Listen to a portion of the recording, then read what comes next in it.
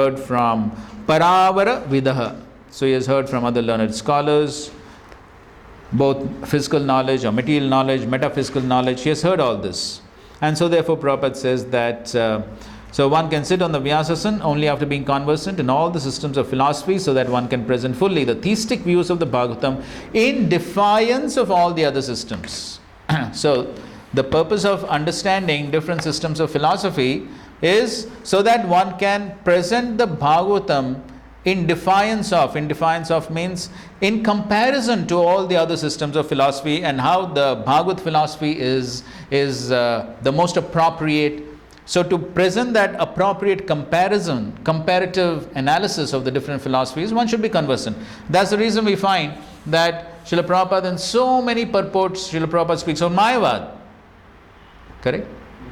Prabhupada himself raises a Mayavad point and then defeats it. Therefore, as somebody said, there is more Mayavad in Prabhupada books than even Mayavadis know. It's a fact. These days Mayavadis will not know much of Mayavad. You see conversations with Prakashanand Saraswati and Sarvam Bhattacharya, how much Mayavad is there? So Prabhupada has presented Mayavad and defeated it also. So why Prabhupada did that? Because that is more relevant.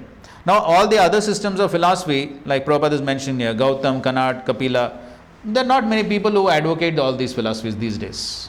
So therefore Prabhupada didn't take so much trouble to defeat all these. Though there is sufficient mention of all these philosophies and how to refute them in Prabhupada books itself. So one can search where it is present. It is there. So one should know some basic things about all these philosophies and especially know how to refute them. That is what is more important. So this type of comparative understanding is important, and that's what Krishna also does in the Bhagavad Gita. Why does Krishna present Karma Yoga, Jnana Yoga, Ashtanga Yoga, and then Bhakti Yoga? He could have presented only Bhakti Yoga. Because it gives us the different levels, so we're able to distinguish what platform we're at and see where other people are. Right, so basically it's a comparative analysis. Then the superiority of Bhakti becomes even more appreciated when one sees the comparison. When one sees how all the other processes are so impractical in the present age, so difficult, then one can appreciate Bhakti better. So that is the purpose of understanding these different philosophies. So Sudha Goswami was well versed in all these philosophies. 8. Vettatvam saumya tat sarvam tatvatastad anugrahat bruyu snigdasya shishyasya guravo guhyam apyuta. And because you are submissive, your spiritual masters have endowed you with all the favors bestowed upon a gentle disciple. Therefore, you can tell us all that you have scientifically learned from them. So, these 3 verses are talking about the qualifications of Sutta Goswami. So, here you can see some more qualifications, and that is Saumya. So, here again you can see how they are addressing him. The word Tvam, Prabhupada translates it as you're honored. So, you can see the very respectful way they are addressing him.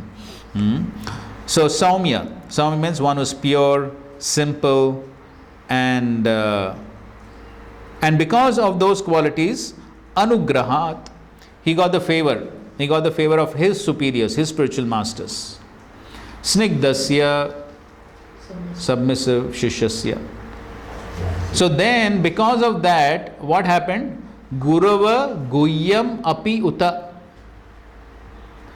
His spiritual masters revealed what is most confidential.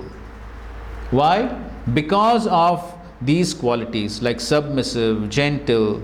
So because of these qualities, his spiritual masters were pleased with him and they revealed to him the confidential subject matter. That is how revelation takes place. When the superior Vaishnavas are pleased by their blessings, by their grace, the spiritual knowledge becomes revealed. Read this purport. Somebody read? Sorry. Go ahead. The secret of success in spiritual life is in satisfying the spiritual master and thereby getting his sincere blessings. Srila Vishwanatha Chakravarti Thakur has sung his famous 8 stanzas on the spiritual master as follows. I offer my respectful obeisances unto the lotus feet of my spiritual master. Only by his satisfaction can one please the personality of Godhead. and when he is dissatisfied, there is only havoc on the path of spiritual revelation. It is essential, therefore, that a disciple be very much obedient and submissive to the bona fide spiritual master. Srila Suta Goswami fulfilled all these qualifications as a disciple, and therefore he was endowed with all favors by his learned and self-realized spiritual masters, such as Srila Vyasadeva and others. The sages of Naimisharanya were confident that Srila Suta Goswami was bona fide. Therefore, they were anxious to hear from him. Right. So these three verses present the qualifications of Suta Goswami. Now from the next verse onwards begins the questions which these sages ask.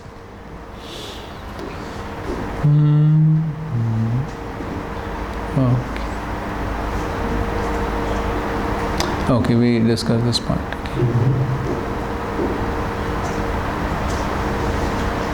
Okay, so a lecture by Srila Prabhupada, please read.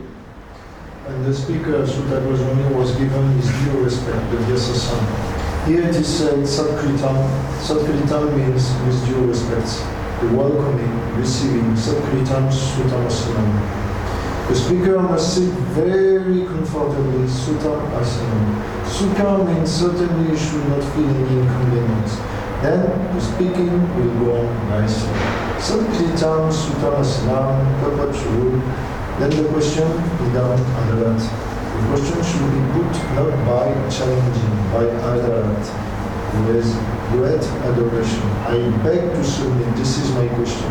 Can you tell me like this? No, that is challenge. Okay, so Prabhupada is differentiating. So the way to ask is what? I beg to submit, this is my question. And the challenging way is, can you tell me like this? So that's a challenging way. So very submissively. Tadvini, Tadvidi, Hanipatena. The question should be put by surrender. If somebody challenges, he will never be able to understand. The question has to be very submissive. Here, it is also said, Adarat. You will find Arjuna was questioning Krishna, and at the end, I have heard like this. If you think that I am fit to understanding, you can please explain it. Similar, Parikshit Maharaj also asking submissively, if you think I can understand, then please explain. This is the process. Of question. Okay.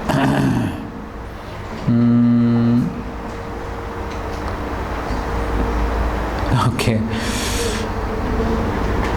Okay, Prabhupada is talking about rising early in the morning. Okay, read. Yes, this is very important. Therefore, we are insisting everyone to rise early in the morning. Even though sometimes we rise early in the morning, we compensate in other times. This should be practiced. You see, reducing eating, sleeping, mating, that is spiritual advancement. This is the test. The more you reduce, the idea is to bring it to nil, just like Goswamis. They did. Nidrahara viharakadi vijitau. They conquered over sleeping and eating and mating, conquered over. So our ideal is, we are fighting with Maya. So the fighting, we will conquer over Maya when we see that we are not disturbed by these four processes: eating, sleeping, mating and defending. This is the test. Nobody has to take certificate from anyone else how he is spiritually advancing. He can test himself. How far I have conquered over these four things: eating, sleeping, mating, and that's all. That is the test. So it is not required that not eating, not sleeping, don't eat, don't sleep, but minimize it. At least regulate it. Try.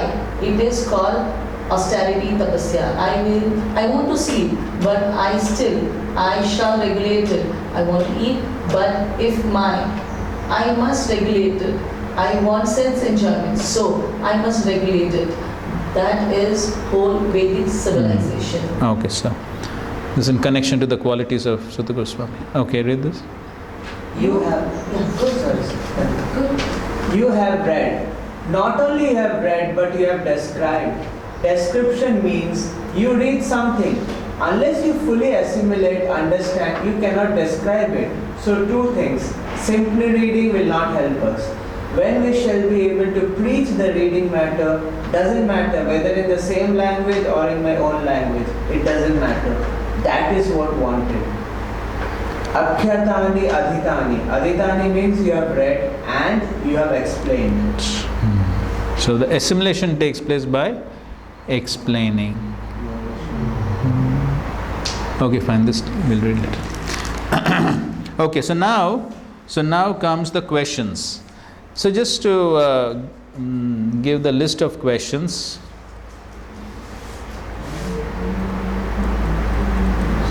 So it begins from the next verse.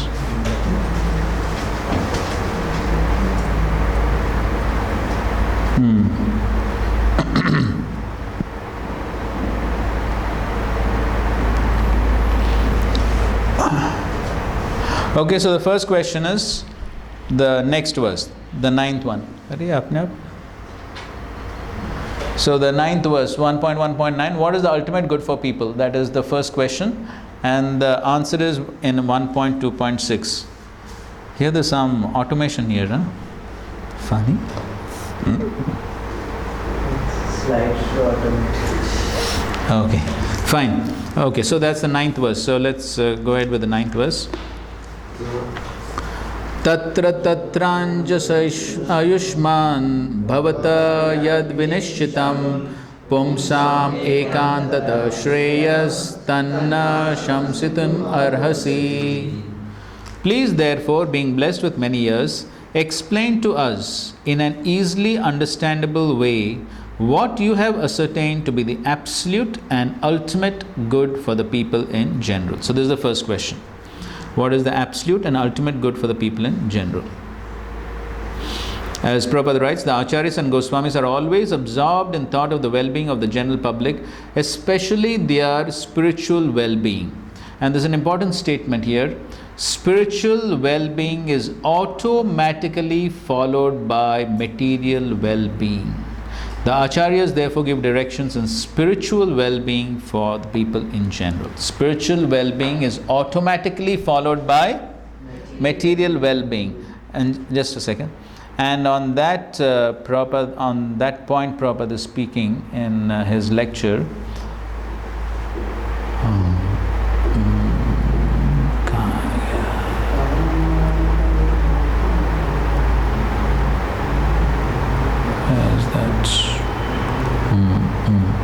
Okay, read this. Spiritual well-being. That is our Krishna conscious movement. That if the society becomes Krishna conscious or spiritually advanced, the so-called material advancement will automatically be there. There is no scarcity. For example, take for practical example, we have got about 100 centers. So we are simply engaged in Krishna consciousness business. So far our material necessities are concerned, we are not badly situated. We are living in a nice house, we are eating nice food stuff, we have got nice dress and the devotees look very nice, bright faces. What is the wrong there? What is the wrong there? But they are not busy for earning money or going to the office or going to the factory or so many other sources of revenue. They are depending on Krishna and Krishna is supplying them. Krishna says, Yogakshemam Vahamyaham Tesham Nitya Viyuktanam Bhagavad Gita 9.22. If anyone is completely engaged in spiritual advancement of life, then Yogakshemam Vahamyaham. I will take charge of Yogakshemam. Yogakshemam means what is not in position to supply that thing. And Shema means what is already possessed, to protect all for welfare activities. So just like if a child is completely dependent on the father, parents, the parents has the sense that my child requires at this thing, this time, this thing. They are already there, he has got to bother. The child does not know how to ask from parents, but the things are there. Similarly, our Krishna, he is supplying everything, everyone. Eko bahunam yo vidadhati kaman. Actually, Krishna is supplying everything. Prabhupada says, our Krishna. So anyway, so Yoga Kshemam Vahamyaham. Krishna is supply. But of course, there's a condition there. How does the verse begin? Tesham nityabhiyuktanam. No, ananyas chintayanto mam. So that's the condition. If the ananyas chintayanta is there, Tesham nityabhiyuktanam is there, then Krishna reciprocates. Is it Narada who came and asked, or is it that the devotees of Vishnu, which is the husband of the goddess of fortune, are always poor, and the devotees of Shiva are always so poor are rich? Correct. So it's not always true. Krishna definitely gives what the devotees require. Not what they want, but what they require or what they need. Sometimes they just need a little. Yes. And sometimes Krishna knows that if too much material opulence is there, then they won't practice bhakti nicely. So sometimes Krishna Yasyaham anugrinnami harishye taddanam shanai. So sometimes Krishna takes away. That is a special mercy. Okay. Anyway, so that's the first question. So why these sages are interested in the welfare of the people in Kali Yuga? Because the people of Kali Yuga have some very special qualities. Prayenalpayusha sabya kalavasmin yuge janaha manda sumanda matayo manda bhagya hi upadrutaha. O learned one, in this iron age of Kali, men have but short lives. They are quarrelsome, lazy, misguided, unlucky, and above all, always disturbed. So it's a very nice purport, but you can read it yourself. It's simple to understand. But 1-2 important points Prabhupada writes here are, in Kali Yuga, the duration of life is shortened not so much because of insufficient food, but because of irregular habits. So by keeping regular habits and eating simple food, any man can maintain his health. Point to be noted. If you want to maintain good health, 2 things. What? Regular habits, simple food. And then he talks about a bad system of education, no desire for self-realization, victims of misguided teachers. Okay, rest you can read.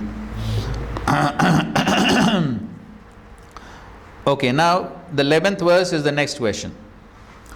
Bhurini bhuri karmani shrotavyani vibhagasha ata shadho atra yatsaram samudritya manishaya bruhi bhadraya bhutanam yenatma suprasidati. There are many varieties of scriptures, and in all of them there are many prescribed duties which can be learnt only after many years of study in the various divisions. Therefore, O sage, please select the essence of all these scriptures and explain it for the good of all living beings, that by such instruction their hearts may be fully satisfied.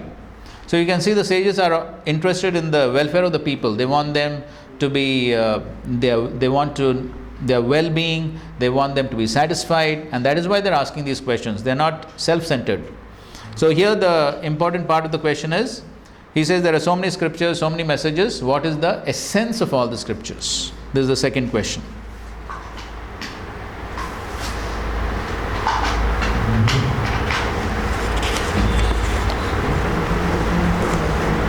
So Prabhupada writes, all scriptures and spiritual instructions are meant for the satisfaction of the self, or the Atma. Okay, now the next verse, 12th verse, is the third question. Suta janasi bhadram te bhagavan satvatam pati devakyam vasudevasya jato yasya chikirshaya. All blessings upon you, Suta Goswami. You know for what purpose the personality of Godhead appeared in the womb of Devaki as the son of Vasudeva. So this is the third question. What is the purpose?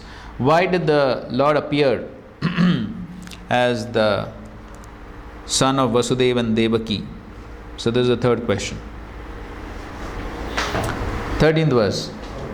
Just in terms of etiquette, they bless Suta Goswami. The Suta Goswami is in your mosque. You don't bless your guru, isn't it? No, that is true, but the well wishes, blessings, well wishes. Now what's the, okay, Badram te, Badram. Badram means well wishes basically.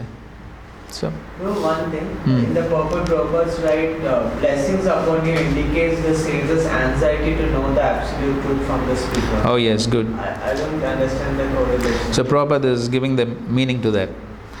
Indicate the sage's anxiety to know the absolute truth from the speaker. So they are bestowing their well wishes on the speaker so that the speaker gives them proper knowledge about the absolute truth. Oh, okay. So it indicates their anxiety or their good intentions to hear the appropriate knowledge from the speaker. That is why they are wishing the speaker well so that he gives the proper knowledge. So actually, it is said that the attitude, the consciousness of the hearers very much affects the speaker's ability to reveal the proper knowledge. So it said, when the audience has the right consciousness, then Krishna will inspire the speaker to speak the right things so that the enthusiastic audience gets the proper message. So actually it is a reciprocation between the speaker and the audience. So if the audience is not very enthusiastic, because see, ultimately what is Krishna Katha? It is not different from Krishna. So ultimately what manifests from the speaker is also Krishna. It is Krishna Katha, that is Krishna. And Krishna is understood only by revelation. So if the audience is not very interested, then Krishna does not reveal himself much through the speaker. And if the audience is very much interested, then Krishna reveals himself through the speaker. So that is the meaning here. So here it shows that the audience is very much interested in knowing, therefore they are bestowing good wishes on the speaker so that the speaker can reveal all the knowledge. So is this also the culture that the audience glorify and encourage the speaker? Yes, definitely. It's one of the other culture there. Yes, definitely. So if everyone in the audience is through their body language and through their words showing that we are least interested, you just finish your business and push off from here. So if that is the mood of the audience, how much enthusiastic the speaker will be to speak, and how much Krishna will reveal himself. Right. So the best encouragement which an audience can give to the speaker is being enthusiastic to hear. Just like Parikshit Maharaj, as he is hearing, he is so enthusiastic, as we will see in the Bhagavatam. Shukdev Goswami speaks Kaliya pastime maybe in 2 or 3 verses. He finishes the whole Kaliya pastime. But then what happens? Parikshit asks questions and then The history of he expands. It happens at so many places. So the best service which the audience can render is to be enthusiastic to hear, eager to hear. Then Krishna reveals himself. Okay. So the third question is, so what is the purpose for Krishna's descent through the womb of Devaki as the son of Vasudeva? Now, fourth question, 13th verse. Tanna shushushmananam arhasyanganuvarnitam yasyavataru bhutanam kshemaya cha bhavaya cha. Oh, Sutta Goswami, we are eager to learn about the personality of Godhead and His incarnation. So here they are asking about His incarnations, avataru. Please explain to us those teachings imparted by previous acharyas, for one is uplifted both by speaking them and by hearing them. So here also Prabhupada is writing the Prabhupada. The first condition is that the audience must be very sincere and eager to hear. And the first condition. And the speaker must be in the line of disciplic succession of the recognized acharya. The transcendental message of the Absolute is not understandable by those who are materially absorbed. Okay, so then Krishna doesn't reveal himself when the audience is materially absorbed, not interested, not eager, not sincere. Then Krishna doesn't reveal himself. Therefore, one must be in the chain of disciplic succession and learn the spiritual art of submissive hearing. Beautiful phrase, huh? Spiritual art of submissive hearing. So you can see in all the verses that we've been reading so far, how many times Prabhupada has used submissive hearing? So many times Prabhupada has used submissive hearing. That's an important qualification. Just submissive means only the eagerness to hear properly. And not the challenging spirit. That's it, submissive. Of course, that includes a lot. Putting your pulse aside. Yes, not so easy. But surrender to the speaker also is. Yeah, that's the meaning of submissive. And then Prabhupada, and the sages of Naimisharanya are all sincere souls who are anxious to learn the truth.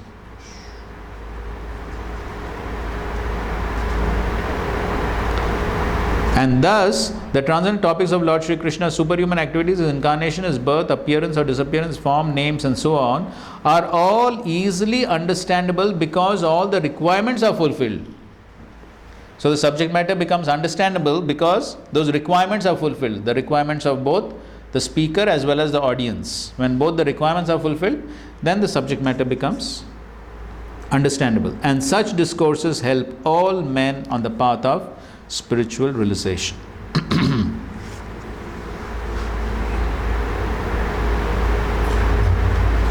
And then in the next verse, so he's glorifying, they are glorifying the holy name of the Lord's.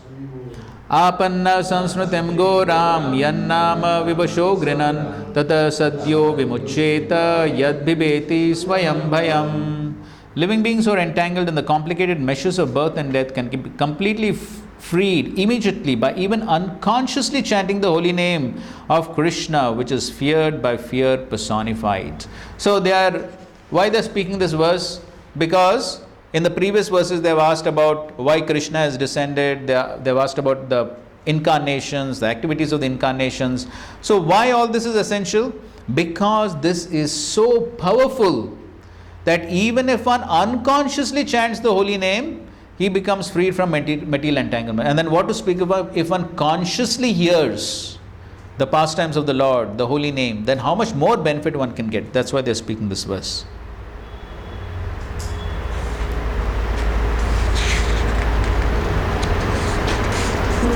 These statements made in Bhagavatam, like things like this can be freed immediately. Is it like to like give us an, because if it's freed immediately, then why are we actually Tato sadhyo. Free immediately in 10 lives. At once. Based on our faith, right? Yes, exactly. So actually, if you see in the Nectar of Devotion, Rupa Goswami explains this point. You find in many of the angas of bhakti, such glorification of the angas is there. So then why such glorification is there? Because in some cases it has actually happened. And as rightly said, it's based on the faith of the person and the sincerity of the person. So just like the 4 Kumaras, they just smelled the tulsi and they immediately went into ecstasy, prema. Of course, they were on an elevated platform. But again, you find examples like Brigari, or you find example of the prostitute who was sent by Ramchandra Khan, Haridas Thakur. So in some cases, actually the effect has been immediate. That's of course special cases, but it's actually true. But in most cases, then it takes time. Because then it all depends on our own conditioning and our own enthusiasm. The example of Dundubi, he was bad boy. where in NLD? Can you tell the in NLD's 14th chapter. No, sorry, 13th chapter. Okay, 15. Yad pada samshraya suta munaya prashamayana sadya punanti upashrita swardhuni apo anusevaya.